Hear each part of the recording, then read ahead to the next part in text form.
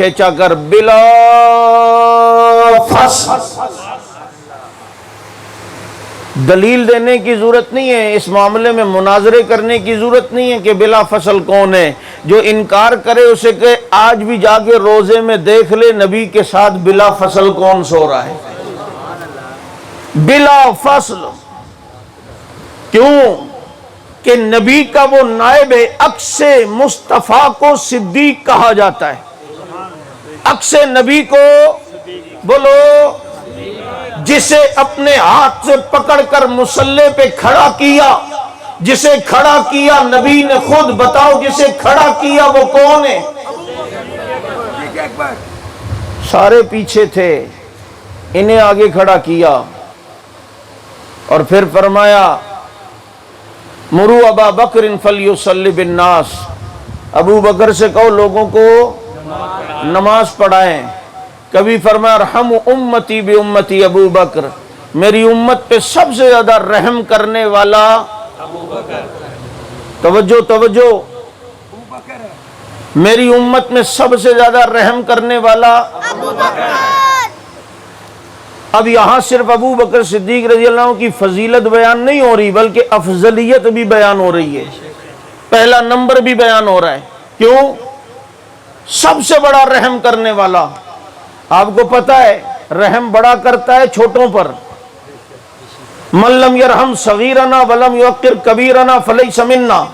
نبی فرماتے ہیں جو ہمارے چھوٹوں پر رحم نہ کرے. پتہ چلتا ہے جن پر رحم کیے جائے وہ کیا ہوتے ہیں، اور جو رحم کرنے والا ہوتا ہے وہ. دیکھو نا والدین کے لیے کیا دعا کرتے ہو، رب ارحمہما کما ربیانی صغیرا. اللہ ان پر ایسے رحم کر جیسے انہوں نے مجھ پر رحم کیا تھا. تو آپ چھوٹے ہو نا، اس لیے والدین آپ کے بڑے ہیں، تو والدین رحم کرنے والے ہیں. تو ادھر نبی بتا رہے ہیں کہ ابو بکر چونکہ رحم کرنے والا ہے امت پر، باقی ساری امت مقام و درجے میں چھوٹی ہے، ابو بکر ان سب میں بڑا ہے. ابو بکر ان سب میں. اور پھر اگلی بات سن، پتہ نہیں تیرا ذوق وہ ہے یا نہیں. ارحم امتی بی امتی،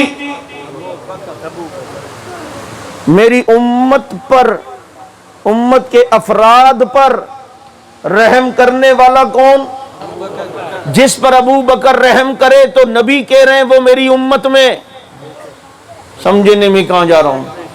جس پر ابو بکر رحم کرے وہ کیا ہے؟ نبی کی امت میں ہے. آج فدق کے مسئلے کو چھیڑ کر ابو بکر پہ انگلی اٹھاتا ہے اور حضرت فاطمہ رضی اللہ تعالیٰ عنہ کی جھوٹی محبت کا سہارا لیتا ہے. سن، یہاں تو ابو بکر کا انکار نہیں کر رہا بلکہ حضرت فاطمہ کا انکار کر رہا ہے فتح کے معاملے کے ڈرامے رچا کر. کیوں؟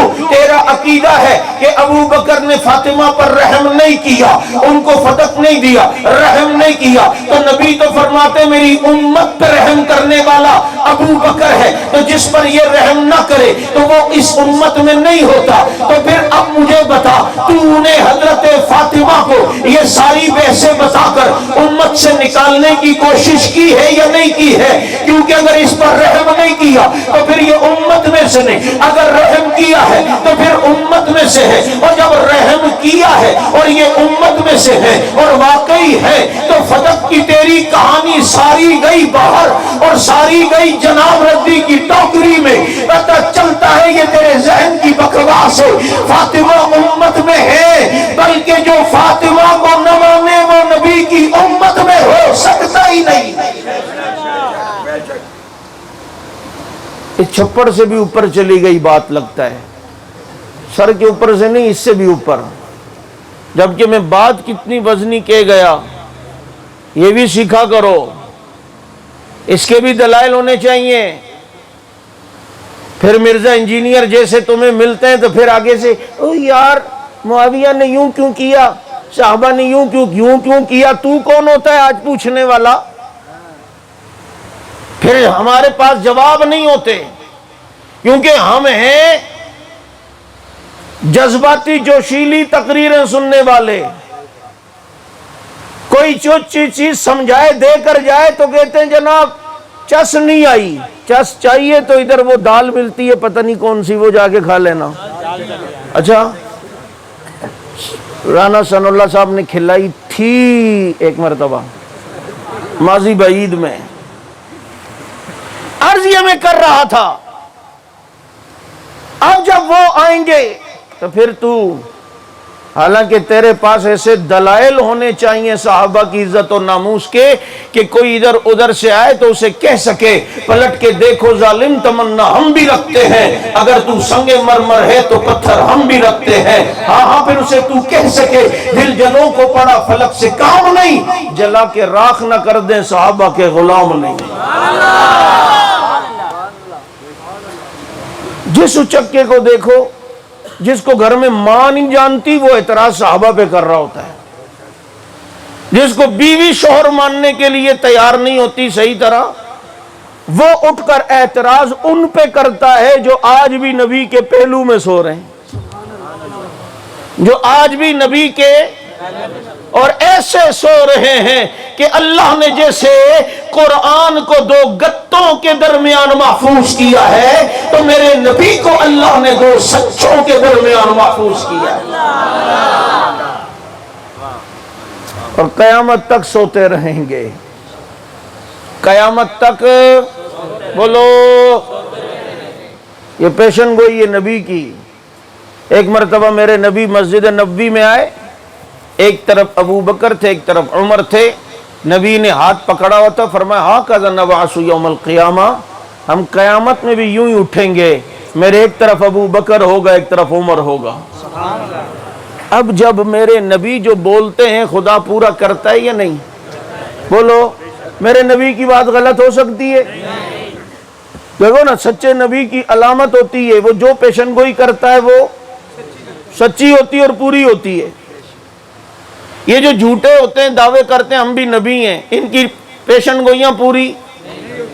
اور مرزا یہ کیا نام ہے، گاما کانا مرزا غلام قادیانی، اس نے جتنی پیشن گوئیاں کی کوئی پوری نہیں۔ اس نے کہا میری شادی محمدی بیگم سے ہوگی، ساری زندگی اس کے باپ سے رشتہ مانگتا رہا، اس نے کہا not responding at the moment, please try later. اس نے کہا میں مدینے میں مروں گا، ساری زندگی مدینہ دیکھا ہی نہیں۔ ایسے بھی بیوقوف لوگ ہیں نا جو اس کو نبی مانتے ہیں، کہتے ہیں کہ حضرت ہمارے بڑے سادے تھے، 100 مرتبہ دن میں پیشاب آتا تھا ہمارے حضرت کو، جو سارے دن پیشاب ہی کرتا رہے وہ نبوت والے کام کب کرے گا؟ اور حضرت واسکٹ پہنتے تھے، ادھر گڑ رکھتے تھے ایک جیب میں، ایک میں استنجے کے لیے ڈیلے رکھتے تھے۔ دماغ حضرت کا ایسا خراب ہوتا تھا، کبھی کبھی استنجا کرنے کے بعد پیشاب کرنے کے بعد جو ہے نا وہ ڈیلے کے بجائے مٹھو کو گڑ چٹا دیتا تھا۔ بعد میں سمجھ آتی تھی یہ تو کام الٹا ہو گیا ہے۔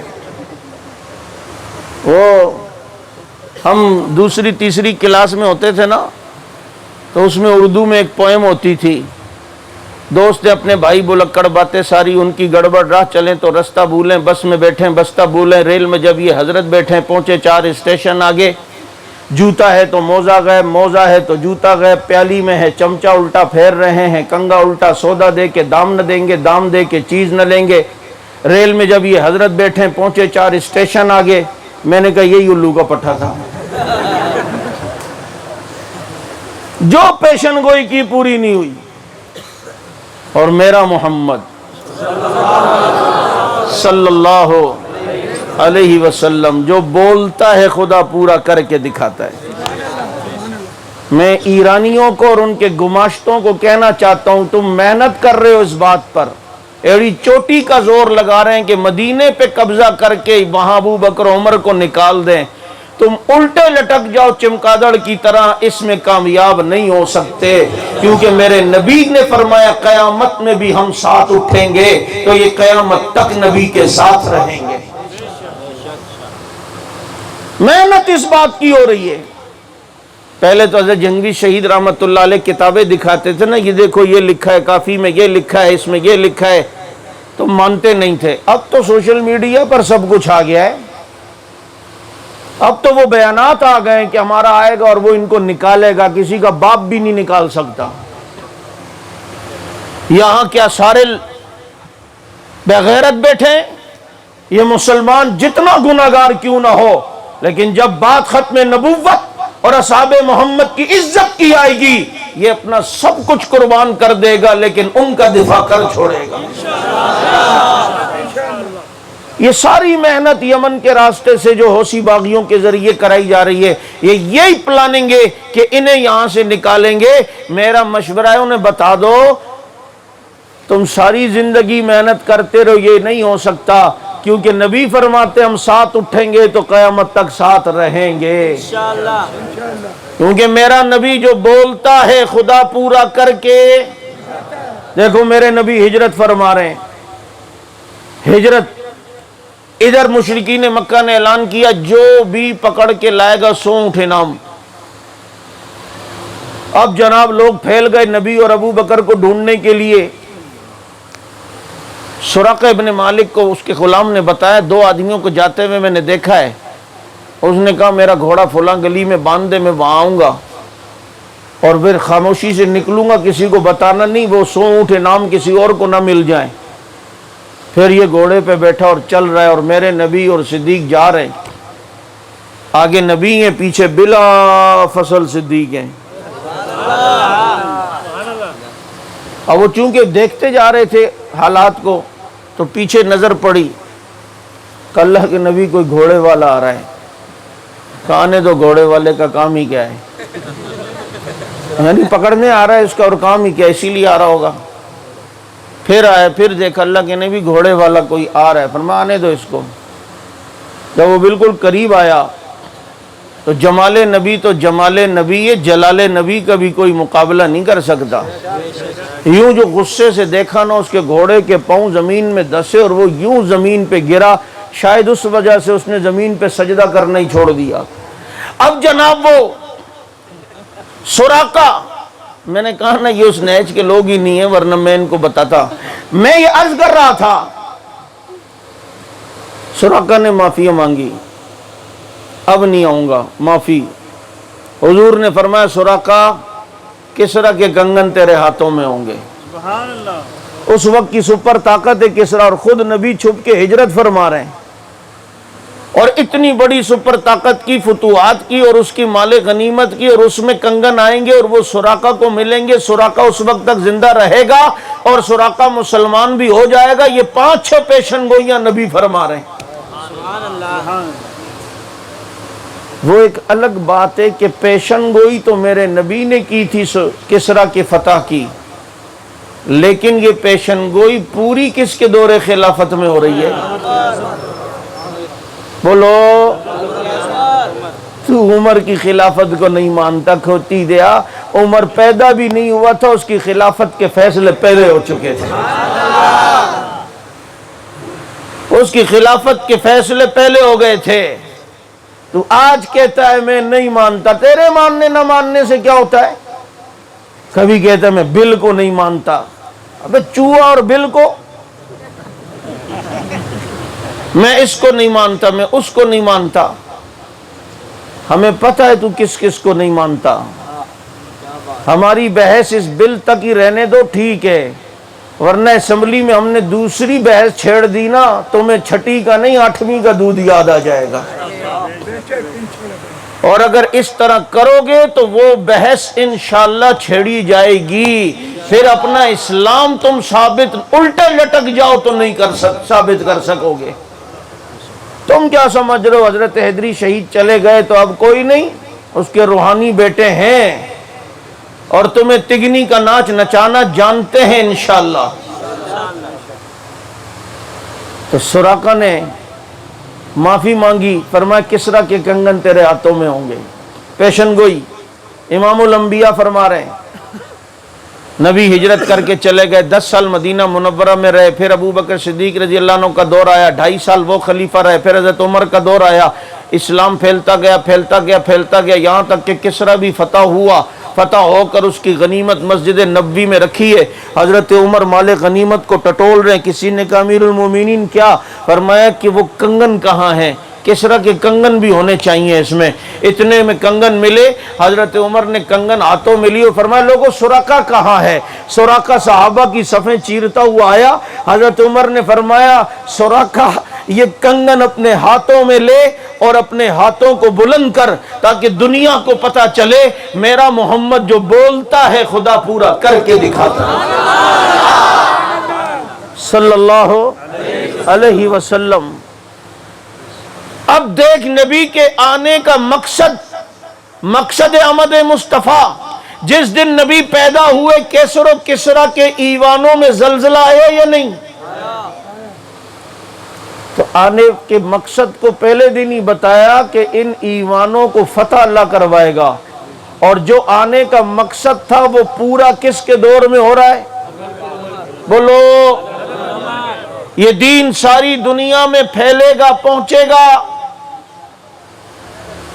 और फिर दुनिया ने देखा कि पहुंचा, और हज़रत मुआविया रज़ी अल्लाह अन्हु के दौर में तो 65 लाख मुरब्बा मील तक पहुंचा। बख्त नसर एक काफिर बादशाह गुजरा है हमारे नबी के आने से बहुत पहले।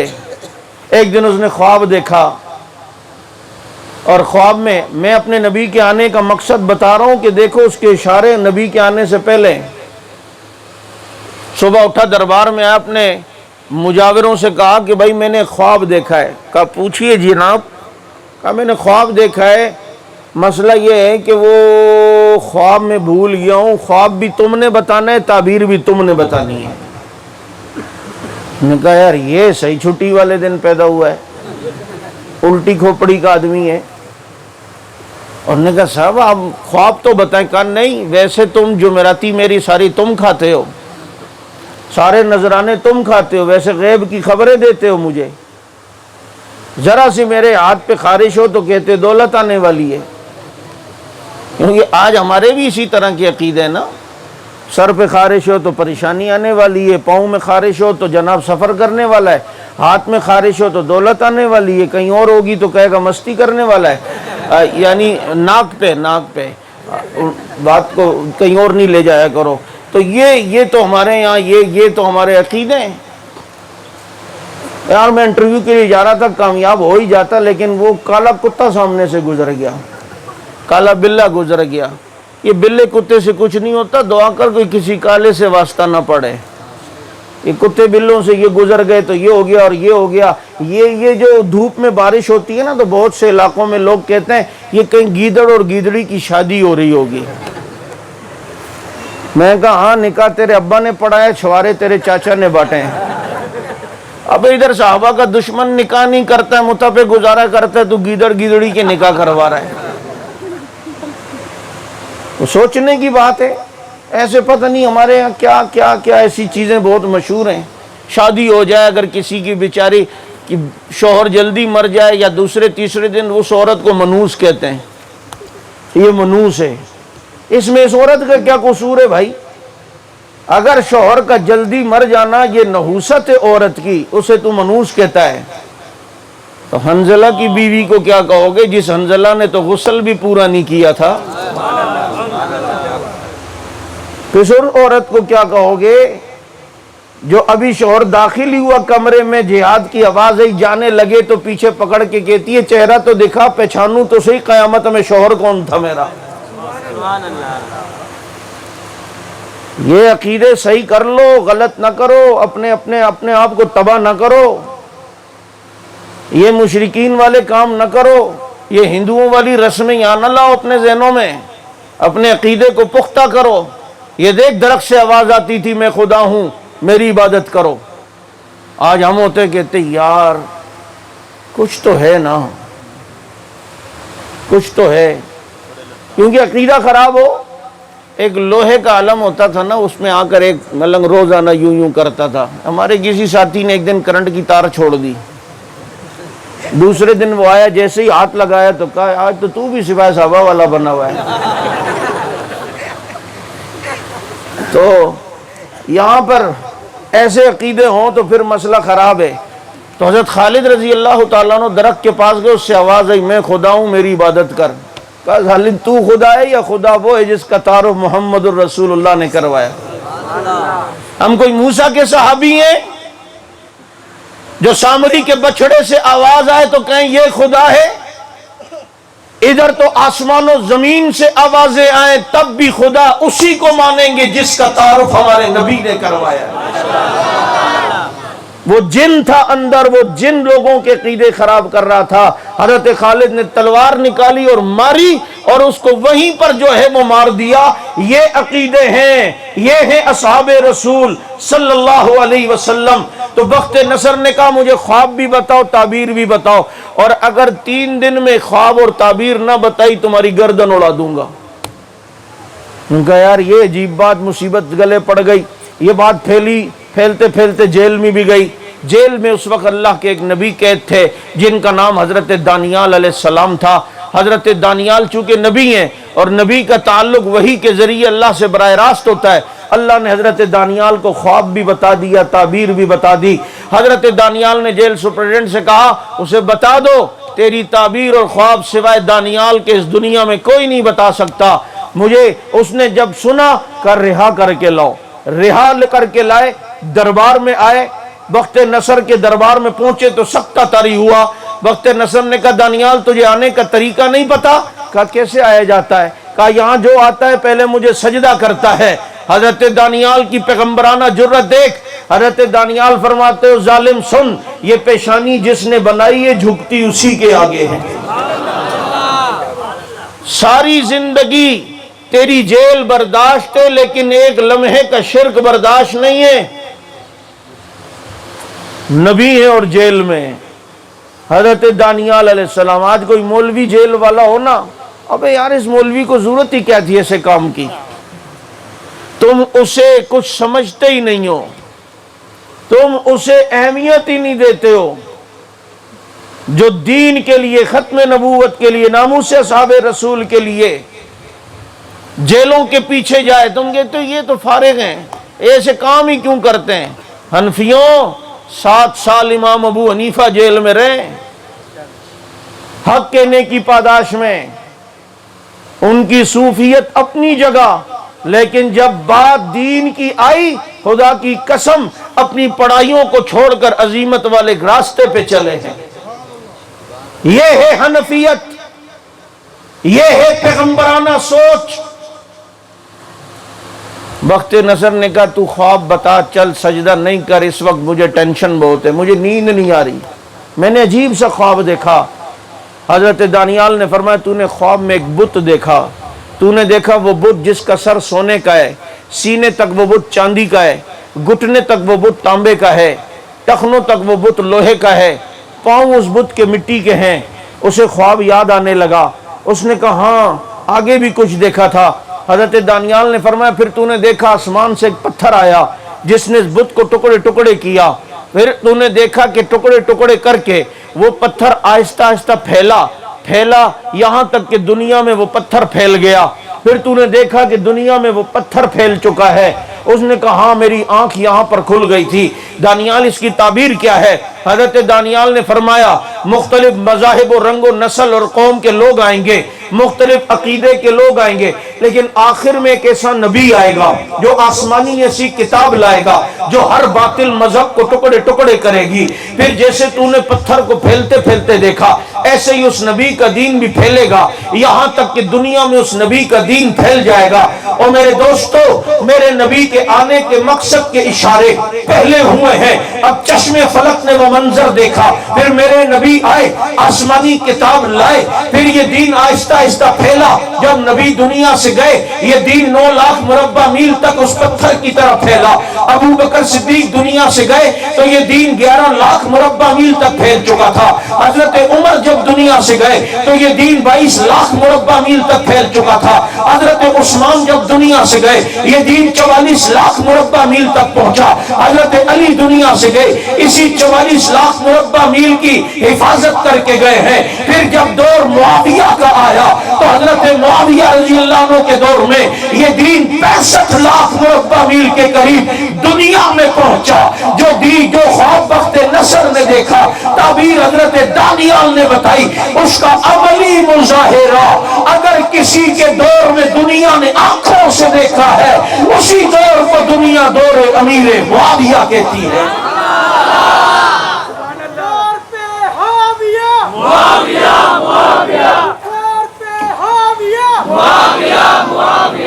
آج ان شخصیات پر انگلی اٹھائے کوئی، مجھے بتاؤ، اگر کوئی یہ کہ نہیں جی ہم بڑے حقیقت پسند ہیں، جس کی جو حقیقتیں بتاتے، اگر اتنا حقیقت پسند ہے تو پہلے اپنے ابا کی حقیقتیں بتا،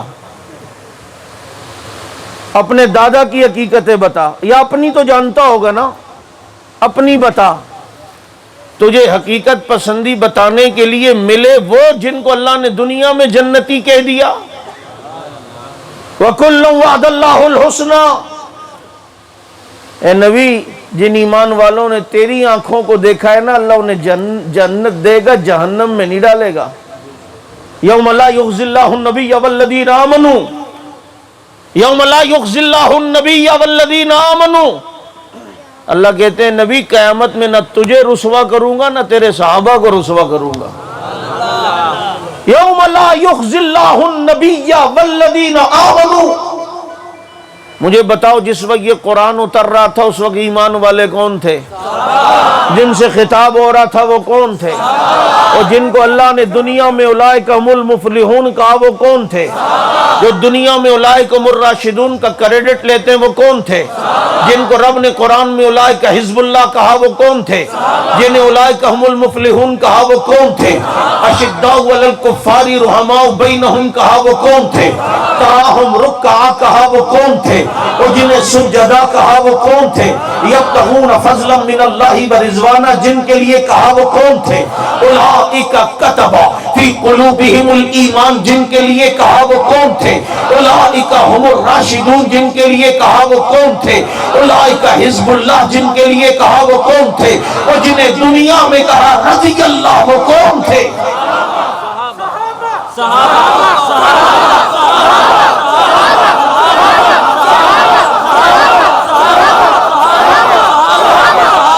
یہ صحابہ، یہ وہ لوگ تھے جن آنکھوں نے میرے نبی کے حسن کو دیکھا تھا، جنہوں نے میرے نبی کے جمال جہاں آرا کی زیارتیں کی تھیں۔ آج تو کسی بڑے امام کے پیچھے نماز پڑھ چکا ہو، کہتے میں نے ان کے پیچھے نماز پڑھی ہے، پتہ ہے جو امام الانبیاء کے پیچھے نماز پڑھتے تھے وہ کون؟ سمیع اللہ لمن حمیدہ نبی کہتے تو پیچھے ربنا لک الحمد کا جواب دینے والے کون؟ آج ہم نبی کے روزے پہ جاتے ہیں، تمنا ہوتی ہے میرا نبی سلام کا جواب دے دے، اور مفتی شفیع صاحب رحمت اللہ علیہ نے لکھا ہے ہماری ساری زندگی کے سلام کے جواب میں نبی ایک بار وعلیکم سلام کہہ دے ہمارا بیڑا پار ہو گیا، کہ نبی نے دعا دے دی ہمیں۔ یارو، جن کو 5 مرتبہ خود نبی سلام کرتے تھے وہ کون؟ آپ کہیں گے کیا مطلب 5 مرتبہ؟ میرے نبی نماز پڑھا رہے ہیں، تحیات میں بیٹھے ہیں، پھر سلام پھیرتے تھے نبی السلام علیکم ورحمت اللہ۔ یہ دائیں طرف جتنے صحابہ تھے انہیں نبی کا سلام ہو رہا تھا، یہ بائیں طرف جتنے صحابہ تھے انہیں بولو نبی سلام یوں پھیرتے تھے، یوں نہیں پھیرتے تھے۔ جس کی قسمت ہی میں ہاتھ اٹھانا ہو چکا ہو تو ہم کیا کر سکتے ہیں، وہ یوں پھیرتے تھے۔ تو آئیے ان کی عزت و ناموس کا پہرا دیں اور یہ کہتے ہوئے میدان میں آئیں کہ فنا فی اللہ کی تہ میں بقا کا راز مضمر ہے، جسے مرنا نہیں آتا اسے جینا نہیں آتا، وما علینا الا البلاغ المبین۔ سبحان پیر حضرت مولانا عبدالوہی صاحب دعا کریں۔ بیٹھ